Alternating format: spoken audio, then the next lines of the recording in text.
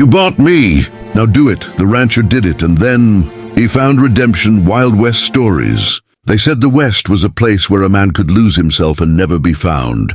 And on the day Elias Crow raised his hand at the auction yard, dust burning his eyes and the sun hanging like a judgment over his head, he believed that lie with his whole soul, because he was tired of remembering who he used to be, and even more tired of the silence that followed him back to his ranch every night.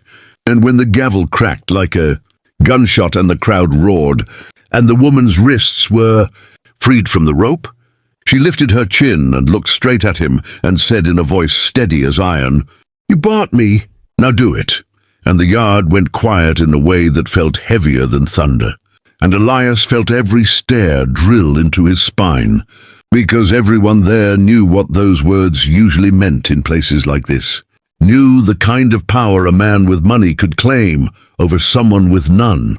But what they didn't know was that Elias Crow had buried a brother in an unmarked grave, had watched blood soak into red dirt over a card game gone wrong, had sworn he'd never again take something that wasn't freely given. And yet here he stood, a rancher with calloused hands and a haunted past, owning another human being by law, if not by right. And the woman, Mara, didn't blink or beg or cry. She simply waited, daring him to prove he was the same kind of monster the West had taught her all men were. And in that suspended breath, Elias saw his whole life stretched between two choices, one that would harden him forever, and one that might tear him open. So he did the unthinkable. He cut the rope himself and said loud enough for the gamblers and traders to hear, "You're not mine," and laughter broke out, cruel and sharp, because mercy was weakness out here. And the auctioneer sneered and warned him the law wouldn't care about his feelings.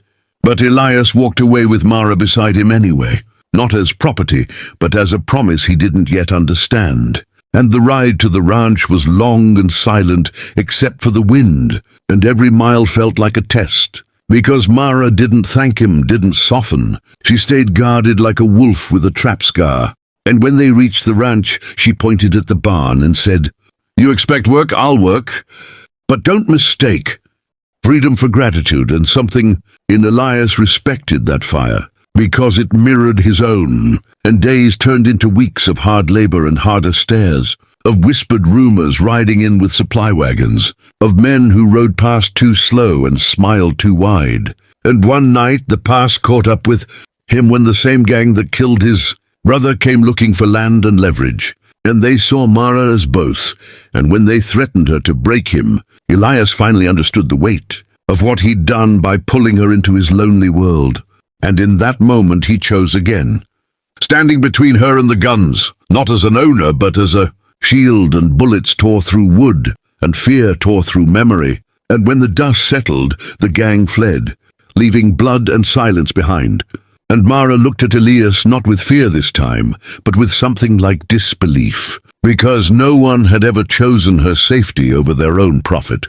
And as dawn broke over the ranch, Elias collapsed from a wound he'd ignored. And while he drifted between life and death, he heard her voice, not pleading, but commanding him to stay. And if you're feeling this tension, this pull between darkness and decency, don't go anywhere, because what happens next is where the real story begins. And if you want more Wild West stories that grip your heart and don't let go, this is the moment to subscribe, because redemption always comes at a price, and Elias Crow was about to pay it. When Elias woke, pain stitched him to the present, and memory tried to drag him back. But it was Mara's presence that anchored him, sitting by the bed with a rifle across her knees like a boundary line. And in that quiet room, he finally spoke the truth he'd been running from, about his brother, about the blood debt he thought he owed the land, about how buying her had felt like another sin he could stack on the pile and disappear beneath. And Mara listened without interrupting, because survival had taught her the value of silence. And when he finished, she said, something that cracked him wider than any bullet ever could, she said, "You don't redeem yourself by suffering alone. You redeem yourself by choosing right when it costs you." And those words became the law of the ranch, spreading through every decision that followed. Because the West noticed when a man refused to play by its cruelest rules, and trouble kept coming in smaller.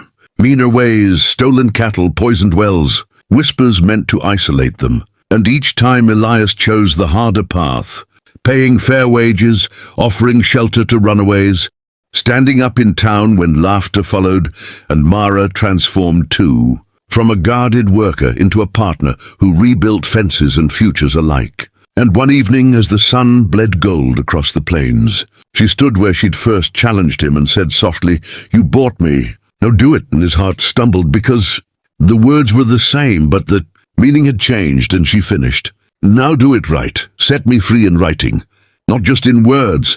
And Elias didn't hesitate. He signed the papers with a steady hand, because freedom given freely is the only kind that heals. And Mara smiled then, not wide or easy but real, and she stayed, not because she had to, but because she chose to. And that choice echoed louder than any gunshot.